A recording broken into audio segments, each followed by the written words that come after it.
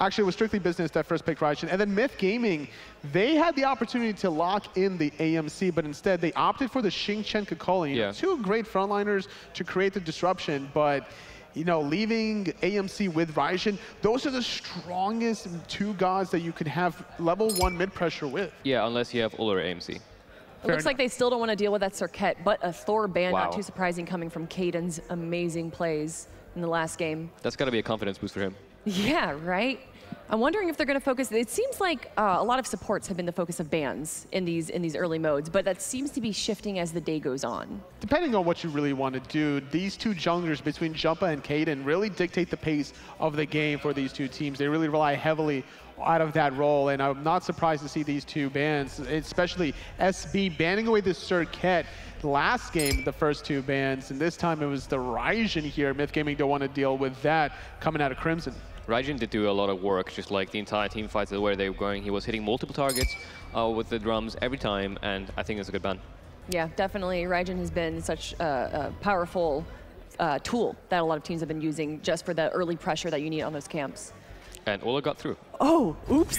Did we forget about Uller? Apparently, they forgot about AMC and Uller. SB recognizing that both of these gods are open. They're like, all right, we're not going to ban either of them because we know that Myth is going to get one, we'll get the other. I'm taking this as a calculated risk. I am assuming that SB are aware that this is going to get picked and that they are very comfortable playing AMC or anything else into it. We just saw Fatal Ghost on AMC. Do you think the matchup between AMC and Uller is an even one or in the favor of AMC? I think AMC is favored. I think that Uller, as long as Uller can get the long-range poke with a hail of arrows, it's going to be a very patient game. Uller has to kind of play around AMC. Can't get too close to him unless he pokes him out beforehand. It's just so scary because you don't want to be stripped from your weapon, right? From AMC's passive. It's so scary when you start fighting him for a little too long. Although Uller's stand swap does outplay that in the sense where you can swap weapons and you're no longer disrupted. You're right. What a perfect pick against AMC. And we got a get pick following up with the AMC on Strictly Business. We saw the get ban actually early on by Strictly Business last game where they banned it first, and that's why I kind of leaned on thinking that SB would lock in that Fenrir because Caden really likes that God pick, but instead they pick it themselves this early on, and it's Kekolin to respond by Myth. Looks like it's just Jumpa's going to play Kekolin again, right? Yeah, I'm pretty sure that's the way it's going to be. Janice here, probably for the mid lane. I really like this character. He's been buffed recently. He's very potent. I think he's always a great pickup. Actually, Susano, hold that. Susano is amazing as Janice. Really? Why? Yes, his 3 allows him to stick to Janice. Even after the portal, he can teleport to the Janice and just be a nuisance that way. Right, I didn't even think about that. My goodness. All right, we got a few more bans coming out. We got RTO and another Bologna ban. Dimmy, you seemed confused by that at the start. Yeah, I still am. It must be a target ban. It has to be. I do agree. Late game of Moosenkop does a lot of DPS, and that's the idea, is just to make sure that AMC doesn't have to use beads just from that disarm. Yeah. Bologna is the traditional character where Hunter players will say, why is this god in my face right now? I don't want this to happen, and then they just die. So it's like the classic go on the back line Hunter type diffuse. Myth went double Hunter last game. Do you think that that was really the detriment that like kind of affected and swayed the game, and that's why they're picking Giannis now? I think so, honestly, here. Relying on Raijin damage coming out of SB, whereas Myth only had those 2 physical Hunters. They didn't get into that primal state that they needed to because they had to wait for those Executioners, you know, some of these in-hand items, their power spikes, and that's why Myth couldn't really extend their early game advantage that they had. A Habwa? Does Strictly Business play Habwa? Oh, they do indeed on mid lane. Baronic does like that Habwa pick. Okay. I was wondering if it was another ADC Habwa pick. Doesn't look like it. Habwa works quite nicely against Janus, if I do say so myself. Actually, Crimson, like Agro mentioned early in the cast, is known for his mages, so we'll finally get to see that. Yeah, and Toth especially, mechanically a genius with him. So we saw him earlier today in the PC scene. I couldn't imagine not seeing him during console. Cabragan is going to be the 4th pick for Strictly Business. It's a nice idea here, trying to lock down some of these members, especially if you can catch somebody right outside of a wall to not allow them to take that Giannis portal at all. So last picks and bans, we see SB banning out the Cabragan. This time around, they know they have the pick after the 3rd bans, so they can get it from themselves, and they don't have to play against that. A Ratatasker coming out here. The mobility that he brings to the game is insane, but he doesn't really have a lot of sustain, which definitely seems to be the meta right now. Yeah, he's not as potent, seeing as he's received some nerfs later down the line. expecting this to be the jungle if it does get locked in, putting Kakol in solo. You could still run Ratatoskr solo lane and potentially pick up that Gladiator shield, and that's where the sustain will come from and hit you abilities. But Robin has sustain in this kit. Yeah. He has a lot of escapes between using that second ability, overhead kick. A lot of chasing as well. Yeah, that ultimate can go through walls, so it's not going to be easy for SB to run away from that one. The Ganesh follow up with that silence, and of course his ult. Who do you think he's going to be focusing his ult on, or do you think it's not going to really matter until team fights? I think they can just commit their ultimate, the Ganesh ultimate in the early game to one target, maybe even a Geb. Put the Olerax on it, try and burst him completely. I think that's the game plan here. Ooh, oh, and the Morrigan coming out. Like you were saying, Crimson does enjoy his mechanical gods. This is going to be going in mid, right? Yeah, it has to be here, honestly. Oh, for Boronic, yes. My apologies. Boronic is going to be able to just really sneak his way into the backline if he really chooses to. But it's so tricky because if he just oversteps too much, he's definitely going to get punished for it. I think that SB's composition here is a little bit more consistent, though, than Myth. I think Myth is just all in or bust here. I know you were a little worried about Boronic, but I mean, he won MVP at the Fall LAN. He might be one of the best players here on console. He's pretty good, man. I'm not going to deny that at all. Well, let's see if our caster thinks he's good as well.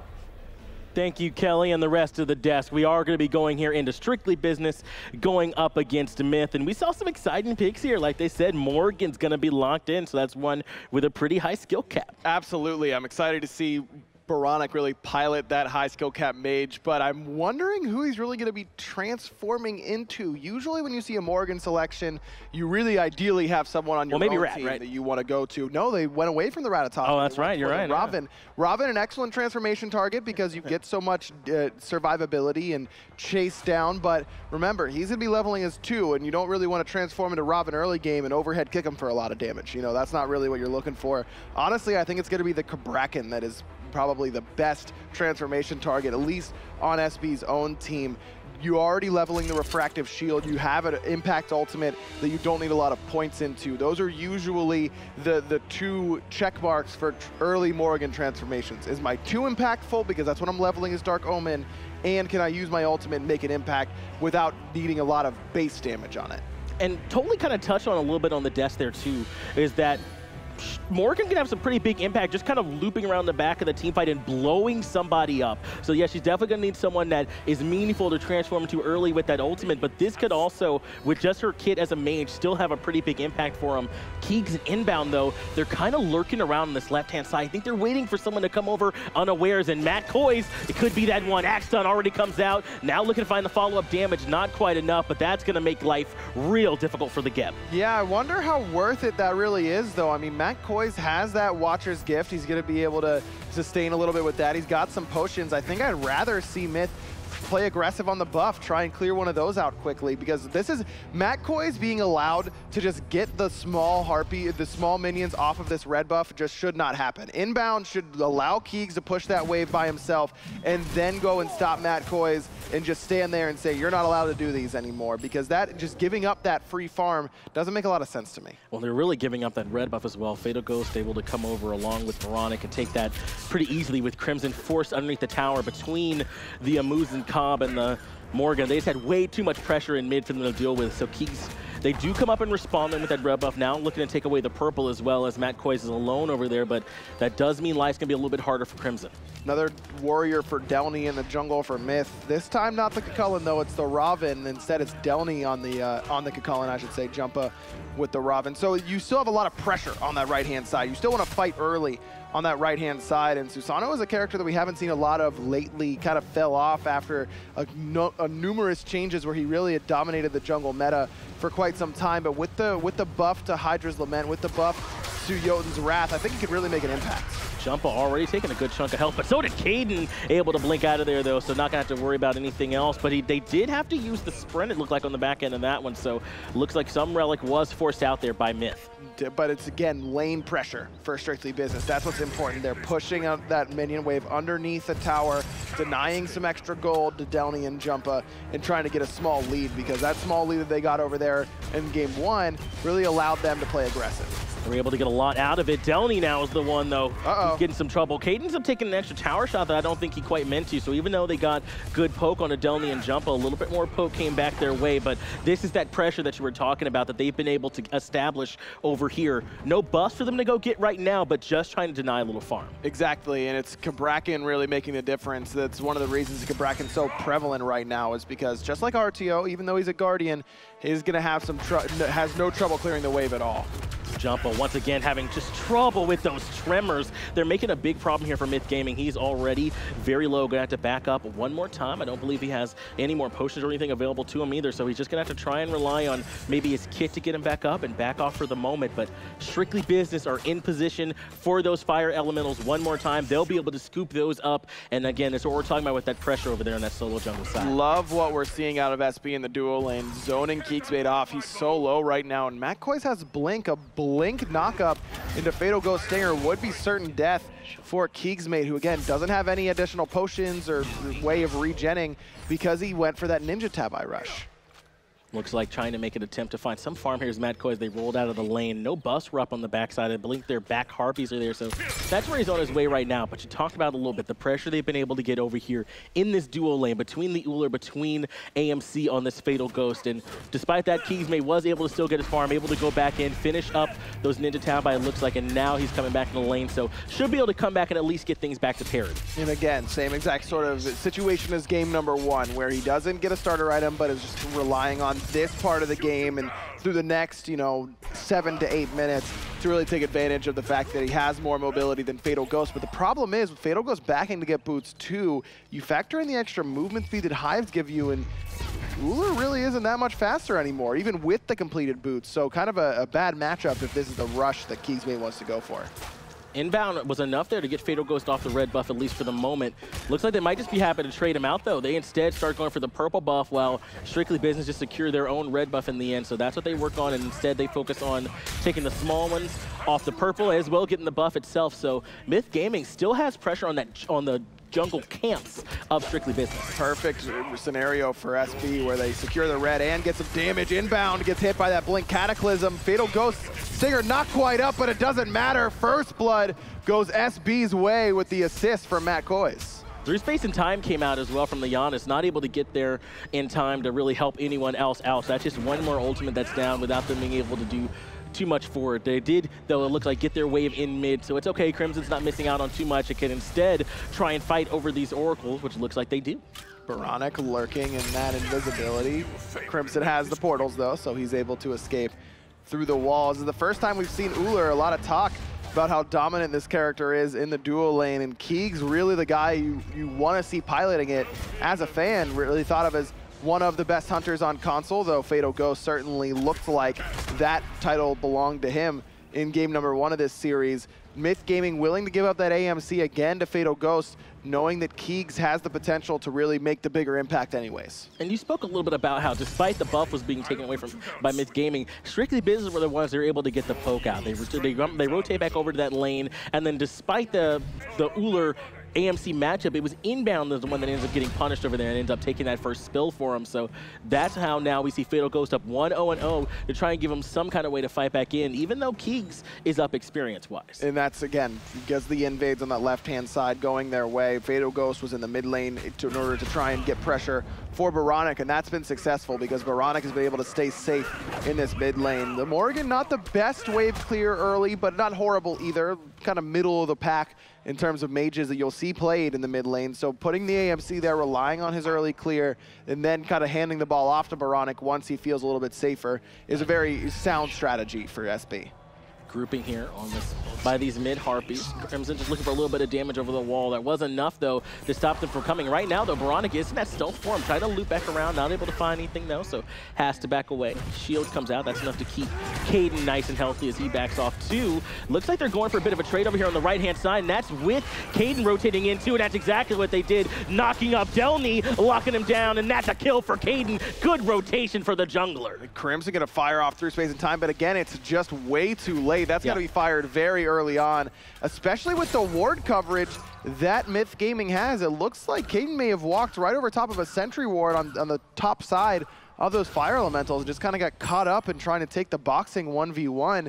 Good bait in by Ryan Jarman and well-timed gank by Caden. Yeah, that was perfectly executed there by Strictly Business. Now they're sitting up 2-0. Might be some trouble though for Ryan Jarman, who stuck around a little bit too long. Jumpa ends up getting the first kill from Myth Gaming, and that's going to help out their jungler. Veronic gonna find the stun on a Crimson, but he'll be able to sneak through the wall regardless, even without his ultimate available. Still very safe in that aspect. Veronic gotta try and make sure that he's using those 3 aspects because it's a very loud audio cue. You want to use those as soon as you go into stealth so that you can really sneak up on someone effectively. In the late game, if someone hears that audio cue right next to themselves, they're just gonna Aegis right away and really immune a lot of your burst damage. Some of the challenges they were playing Morgan, and it feels like they're numerous with that god. She's being able to turn just about any character in the game and being able to get the most out of this god. It is quite difficult. That's why we see someone like Veronic with that skill cap on it, though. Matt Koiz is the one blinking in. Inbound is the one taking all the damage. Got him down below half, but not able to finish it off. Veronic, though, looking for the chase. That axe from Keegs was insane. That saves Inbound's life because Matt Koiz was doing exactly what he should have done, holding his knockup to finish off the CC chain, but he gets stunned out too quickly. Jumpa ends up taking a lot of damage too, and looping around is Caden. Perfect positioning, able to take down Jumpa, putting him with his first kill. Keegs finds a nice axe stun on his own side, and that lets him slow down Caden for the moment. Crimson, though, actually uses through space and time, though. I think he was worried about the pressure from Caden, and that ultimate's down. Very concerned about the wind siphon coming out, trying to pull him away from the wall. So instead of expending a purification beads, instead uses the ultimate. Not a horrible decision, especially when you've already got Sands of Time and those cooldown boots. So you got 20% CDR ticking up towards getting that ultimate up and ready to go again. But I was really excited to watch this Crimson-Veronic matchup, and Crimson makes the big play on the Hu Yi in game number 1 with the triple bounce onto Caden, but this is just another game where through the early game we haven't really seen Crimson make an impact. Who we have seen make an impact though, Caden, he's been looking excellent for them as once again Jarman Pillars coming out from inbound to try and lock down Ryan Jarman. He has Caden though waiting in the wings. Silence locks him down for the moment, even knocks him up. Delny tries to push him out but able to blink away, and Ryan Jarman walls him off so no one else is able to make it back in to try and keep their jungler alive for now. Jumpa already blinks, trying to close the gap and get there. Good idea by Ryan Jarman. Probably not necessary, but it's the thought that counts a lot of the time, and in that case, it certainly does. Inbound now coming in one more time, looking for Veronic on the back end, but actually gets baited out a little bit there by the Ghost. Veronic gets the Geb shield from Matt Koiz and the double knockup. Lets get his mid laner out of there. Nice play from Matt Koiz. Yeah, Veronic has to be careful because the Morrigan does not have a lot of ways to get away from anyone who comes behind her, especially whenever you've got a giant Ganesh silence that's going to take you out of that stealth very, very quickly. Good idea by Inbound and the rest of Myth. Just the missed clear the path really hurts the missed Ganesh charge really hurts them. And then, of course, the Geb shield really stops that kill from happening. Really, Fatal Ghost and Veronic are on some guys that are not super mobile. Fatal Ghost does have quite a lot of movement speed and a Muzen Cop kit, but Matt Koiz here with that Geb shield, with all the peel that he's able to provide, really able to set up these two carries and make sure that they're not under too much pressure from Jumpa here this game. Exactly, and that Matt Koiz has played this Geb so many times. He's one of the most decorated players in the console scene. He's been here on this world stage 3 times now, which is as much as you could be on this world stage as a console player. Very impressive career, and no surprise to see him have another good set so far on this stage. And earlier, you talked a little bit here about how with Crimson, these ultimates, it feels like they've been a little bit later, or not quite where they needed to be. What do you think is the reason why we've seen maybe a miscommunication there with those ults? Well, you just have to be so preemptive as Caden's in a lot of trouble on this right-hand side. Delny misses the ult, but Jumpa does not. That second kill going Myth Gaming's way, and the 2v2 ends up in against SB this time around. That did go very well for them. Caden now is the one who finally takes a seat, and that's a priority target. 2-0-0 Caden was before he took that spill level 10 as well. So slowing down what Caden's able to do on this Susano is going to help them out a lot as they're able to get that successful gank on the right-hand side. Surprises that Jumpa's ahead right now of Caden. Despite Caden getting those 2 early kills, Jumpa gets a pretty decent bounty for killing him in that situation, but still really speaks to how well Myth Gaming's jungler has farmed so far this game, and Caden's really been focusing more on those ganks, so that's going to come back to haunt him potentially, because now that the Gladiator shield is going to be done very soon for Jumpa, no, it looks like he's going to be going for a Void shield, I'd guess, in that jungle role. bypassing the very common tier 2 item, 1,700 gold for Glad Shield that gives you power, protection, and CDR. Inbound trying to catch out Fatal Ghost, who was waiting along the back end, has him silenced, but Fatal Ghost is actually happy to stand and fight. Axe stun from Keegsmate locks him down. That's enough to stop Fatal Ghost from aggressing, but he did not look afraid to take that 2v1. No, though it did cost him his purification bead, so good kind of wherewithal by Fatal Ghost, who's had an amazing performance here in his first time on the world stage. Clearly not too frightened by the lights. No, it looks like he's definitely come here to play, and he's been playing excellently. Jumpa, though, also looking good. That blink coming in handy for him to try and put pressure on Fatal Ghost, who has no mana at this point. Matt Koiz, though, once again, able to slow him down and get him away. Through Space and Time came out from Crimson, but really just not very much needed here in this fight. Again, these Through Space and Times have not been impactful in this game, and they really need to become the mid to late game if Myth want to keep it going. Inbound, though, he could be in trouble here. 3 members are around him right now. Has the portal, though, from Crimson, so that'll get him away from any kind of danger. As soon as they saw it, strictly business, just went ahead and backed up. No need to continue chasing there. But Ryan, I want to talk to you a little bit here. I mean, take a look at what Baronic's got going for him. He does have that Spirit Desolation finished off, but looks like he's gone with the Traveler Shoes here this time as well to try and get around a little bit more. Yeah, I really like this pickup. It gives him some extra mobility, getting that extra movement speed out of combat. He gets a little bit of extra HP 5 out of combat as well. But most importantly, at least here, is the movement speed and then that gold passive. Every 90 seconds, you can hit a god and get 30 gold from them, and that can be any god. You know, you can hit one person and then 10 seconds later hit the next, end up with 60 gold. So you're in a really good spot at that point just to try and get towards that late game. Look, Morgan's not going to be doing good damage with her own items anytime soon. That's why the transformation is so powerful, because she's a late game mage that can kind of bridge the gap and become an early game god in order to make that impact. This gets Baronic towards that late game a little bit quicker. And now it looks like Strictly Business trying to pull the Gold Fury. Inbound is over here, as well as Keegsmate to try and slow him down. That was enough to get them to drop the Gold Fury just for the moment, but they're not entirely giving up on it. They want to make sure Myth come all the way in on this one before they give up. Half health now. Inbound here getting pulled in. Dharmic Pillars come out in an attempt to get him to drop it, and that's enough for them to do. Actually, Fatal Ghost forces his Aegis. Axon comes out. They lock him down. Still not quite finished off his jet. In fact, Inbound actually falls first. Crimson, though, does eventually finish Fatal Ghost off. Ends up being a 1-for-1. Jumpa now under siege by Caden. He's going to get a double kill. Good Gem Shield as well from Matt Koiz. Gets Caden out of there. Now it's Keegs on the run. Keegs had to use his Aegis to get out of that one there too. Able to get away though successfully was Matt Koiz, but perhaps now it's Myth Gaming who are the ones that are still going to have a chance to clean up. They're just going to settle for the Oracles though, it looks like, but impressive play by Strictly Business there in that team fight. In particularly Caden looking great for 1-0. Matt Koiz does so much for the Strictly Business team, a leader for them communications-wise, in-game. He's veteran. The veteran presence really ends up paying off big, especially for the young players who are a little bit newer to the scene, like Ryan Jarman and Fatal Ghost. But right there, I mean, his Geb Shield keeps Fatal Ghost alive an extra, what, 3-4 seconds? That's a lot of damage that Fatal Ghost is able to put out in that time. And then he saves Caden with the Geb Shield as soon as it comes up off of cooldown. This Geb is a signature pick for Matt Koiz, and it's very obvious why. And to me, that was the first fight, because we talked a little bit about how Crimson maybe was a little bit off with those ultimates, where it felt like Myth was on the exact same page. They locked down the plan. There was a lockdown Fatal Ghost, and they did a really good job chaining together that CC. But as you said,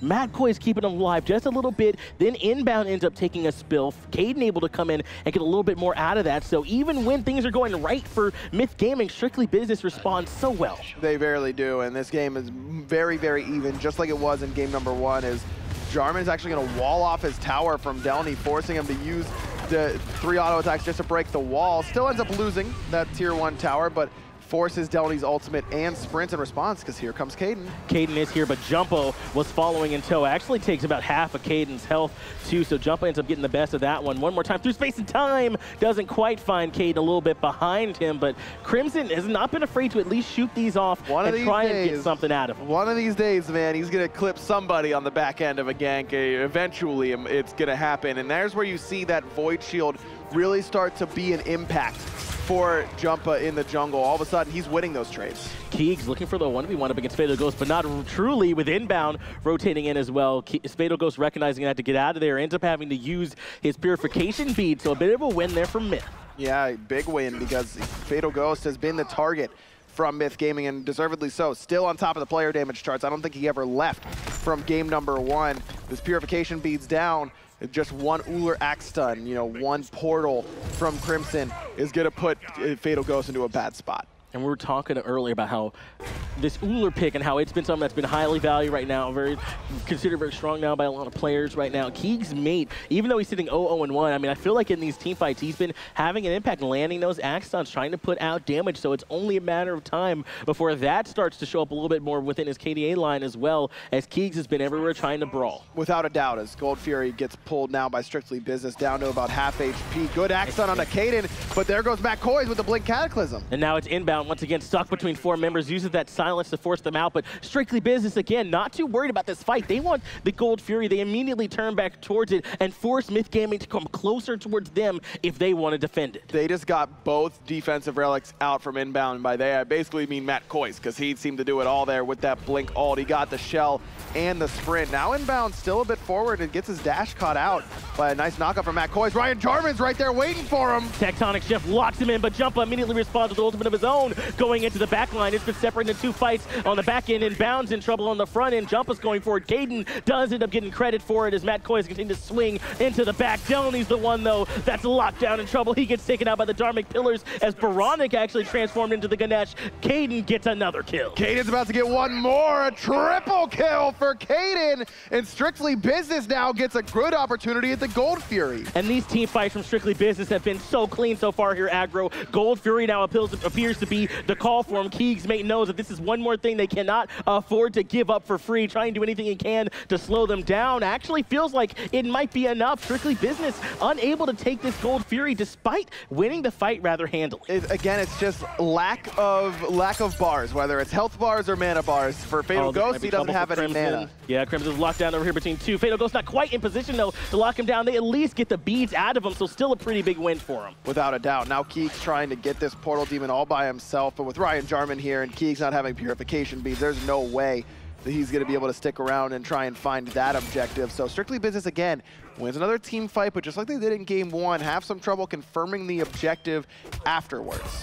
And I mean, tell me if I'm wrong here, but wouldn't it feel like Strictly Business should be like further in the lead right now? They're only about 1,000 or so gold out in front. I'd like to see those experience charts and see if those maybe are a little bit worse. Looks like right now Caden does have a good lead on top of Jumpa and Lee Sin levels, 16-14, so that could be in their favor right now. 8-3 are the kills, but Myth Gaming yet again are hanging in there with them. Exactly, and you're right, it does feel like Strictly Business should be a little bit farther ahead, but the farming has been good for Myth. I already talked about how Caden was behind of Jumpa earlier on. Now Jumpa is fallen behind Caden because he's 7-1. You can't really blame him for that.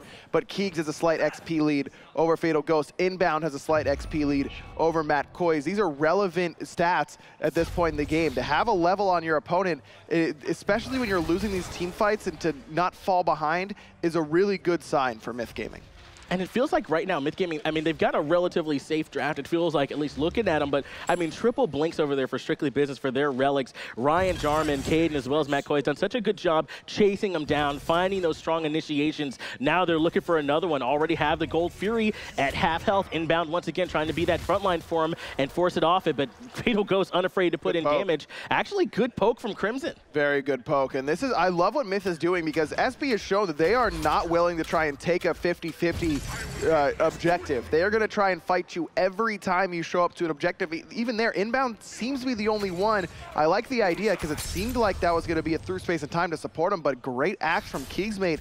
Gets Purification beads from Fatal Ghost, and what does Myth Gaming do? Immediately go for the objective. Ryan Jarman's making his way here. He's still in the mid lane for now, so he's on his way over. Matt Coy's trying to help slow down Delany, who's going straight in on the Fatal Ghost. Baronic comes over, having transformed into the Giannis, but Crimson finally hits it. Fatal Ghost is taken down in the back line. Baronic's also very low. Jumpa now with a kill. 2 have already fallen for Strictly Business. This is the fight Myth Gaming have been looking for. Jumpa locks down Caden. Delany ends up getting credit for that one. A 3rd kill comes out for Myth Gaming. All of a sudden, the boys look alive. Gold Fury's gonna go down for Myth Gaming as well, and just like you called it, it finally connects for Crimson, and that's what's so fun about mages. Mrs. Finch. It only takes one.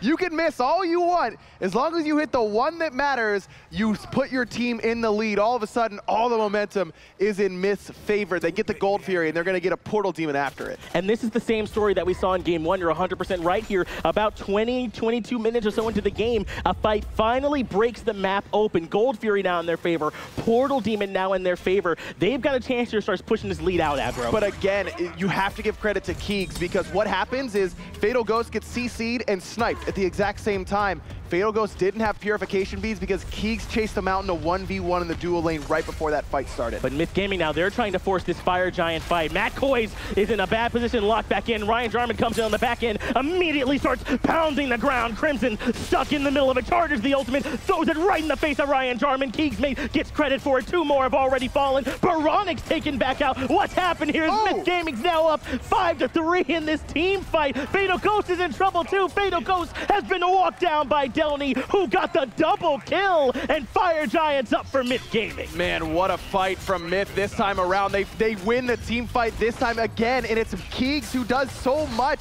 Ryan Jarman is a little bit too far forward. He gets caught out. But in that situation, if Fatal Ghost stays alive, at least you've got something going for you. He can continue to farm towards the late game. Now it might be a deicide for Myth right after they get FG. It is a deicide for him. Delny ends up getting credit for that one as well. Caden falls. Yes, Matt Koiz is back alive here on the map, but not sure what the lone Gab's going to be able to do against the 5 members of Myth Gaming barreling down mid lane. Tier 2 tower is the one that's under siege now, as Myth Gaming are not ready to go home just yet. Mid Phoenix is now the one that's under fire. 3 up now, and Jumba's going to blink in straight onto Baronic, put him down to below half HP, and just head right back towards his team. Mid Phoenix, very, very low. One or two more autos are going to do it. Keegs secures it. Jumpa's going to fall inbound trying to get out, but should be able to with help from his team. Sprint has come out, though, from Strictly Business. Now the slow from the Honey as well. Inbound might be in trouble. There's a good through space and time, though, from Crimson to get him away. And yet another portal. Delny now able to get away, too. Excellent play there to get him away from the moment. But now Baronic actually to transform back into the Morgan, looking for a chance to fight. Keegs has actually turned around and started firing back into the team fight. Myth Gaming, they may have lost Jumpa, but that's it. They get tier 2 in mid and the Phoenix, and they get away. Wow, I love that creativity from Baronic. You're going to try and get away with your own through space and time. Well, watch what I can do. Just fires it right down Broadway, right at him. Doesn't end up getting any kills outside that chase, but love the mindset from Baronic, and that's what Strictly Business really needs right now. Fatal Ghost has been focused and shut down in this game thus far. Still, I mean, look at the player damage. He's still way ahead of anybody else, but has not been able to run rampant like he was in game number 1. So Baronic needs to pick up the slack. He needs to be the big carry that Strictly Business really relies on from him. And Aggro, I cannot stress enough how an impressive performance we're seeing from Myth Gaming. By all accounts, by all intents and purposes, they really were not even supposed to be here. They get tons of help to get him here to the world stage. They even lose game 1, and at no point have I seen any give up on the faces of Myth Gaming. Now tier 1 tower in left falls. They hold on to about a 7,000 gold lead over Strictly Business with a chance to put themselves in a great position to take game 2. And this is exactly how you have to do it. You could lose game 1 in a best of 3, but game 2, when your back's against the wall, your big carries have to step up, and Keegs and Crimson have done just that. Inbounds had a good game. Delny's had a good game. Jumpa has had a really good game as well. But the headliners, Crimson, at least in the latter part, though the first part was struggles for him, it's been Keegs' mate since the mid-game that really turned this one around for Myth Gaming, and that's what needs to happen at HRX. Your stars need to shine. Looks like now the call is this left-hand Phoenix. Ryan Jarman looking to try and lock down Jump and I get it. Delny actually gets a 2-man knock-up on that Cullen that he's piloting. Has to pack up for the moment. Still no damage onto the Phoenix. It's all been onto the fight. Trying to rotate on the back-end side is Baronic, but not able to get into the fight. Tectonic Shift actually locks down inbound. Inbound ends up falling. Fatal Ghost gets the first kill here in this engagement. Nice. That's enough to slow him down for the moment. Crimson really chunked through, and now it's a re-engage by Myth. Jumpa underneath that Phoenix, looking for Baronic, forced out the purification beads, but he's going to be able to escape. Left side Phoenix gets chunked down. What a play there by Myth. They recognize they can still get that left-hand Phoenix. Ryan Jarman tries to come back in, but Keegs is swinging aggro. You cannot stand in the face of this Uller right now. 2 Phoenixes have already fallen. Only the one on the right-hand side stands. Give that turnaround credit to Crimson. That ultimate comes through, knocks down some carries health very low. That forces them to go back to base, which means that left side Phoenix is exposed. Great start to that engagement by Strictly Business, but that's what Giannis can do to you. Giannis is just the playmaker's god, and that's what Crimson does. It allows Myth to get back into it. And you're right, it was a really good start for him. Inbound actually fell very early for him, able to get locked in, I believe it was by Ryan Jarman in the tectonic shift, and he ends up getting taken out, and they look for a moment, Myth Gaming, like they're gonna back off, but they recognize that there was still plenty of damage on the Strictly Business members, able to re-engage, get back in, get damage onto the Phoenix, and then still get back out as well. Excellent play from Myth, and they're in a terrific position now to try and take this game. Full build for Keegs. Crimson's finished off Rod up to Hootie. This is a great position for the challengers to Strictly Business. Portal Demon gonna go down, giving them an opportunity to back and buy any last-minute items before this Fire Giant spawns. And Myth Gaming, this is what we expected to see here, was a close matchup between these two, especially after game one. Yes, Strictly Business won it, but for all intents and purposes, it was basically even up until about 20 minutes or so when the game basically blew wide open in Strictly Business's favor. That's what we saw happen here in this game, as now Myth Gaming are up about 11,000 gold, waiting on that Fire Giant, which will be back up on the map in 10 seconds, but Matt Koiz actually could be in a bit of trouble. Jumpa was there for him, but shields himself, knocks him up, and is able to create some space. Mid Phoenix does respawn here for Strictly Business, so someone has got to tend to those fire minions in mid. Is Crimson kind of hanging around on the top right side? Caden's thinking about coming around the back, but decides to head back towards the mid lane. Strictly Business is going to keep their Mid Phoenix alive for the time being, but Fire Giant's going to go down, the second one in favor of Myth. Myth Gaming now have the Fire Giant around all 5 members, and they'll be able to use that to take this tier 2 with no issues and make their assault on the right-hand Phoenix. Mid Phoenix has respawned and will be in a weakened state now, so a little bit easier for this Myth Gaming team to take it down the second time around. Very, very low already. Keegs is going to finish off that tier 2 on right, so only a healthy right side Phoenix and a weakened mid Phoenix left to defend SB's base. They recognize, though, that Caden's over on the left-hand side. We see Pings coming out. They want to make sure that they're aware of him if he tries to come through on that side as well. Right now, it's Jumpa who's going to be on duty on that side. Keep the minion waves pushed up. They want to have as many waves pushing in, try and split the focus of Strictly Business as much as possible before they make this siege. Jarman pillars come out already very low here. Is the Phoenix on the right-hand side. Ryan Jarman can't quite find anyone to lock down as Delany tries to already take the Aegis away from Fatal Ghost. He doesn't hit the Stinger, so that one's already out of this fight too. Into the back though goes Delany, setting up Jumpa to get a kill on this Caden through space and time. Comes through, doesn't quite hit anyone, but Jumpa is not afraid to keep running in. Ryan Jarman now is the next one on the menu as Crimson takes that kill. Baronic still has ultimate, hasn't been able to use it yet. Fatal Ghost needs to bees just to get into his fountain. Myth trying to finish off this game, but Baronic is going to find Crimson on the back. Baronic needed that kill. Now he's in the form.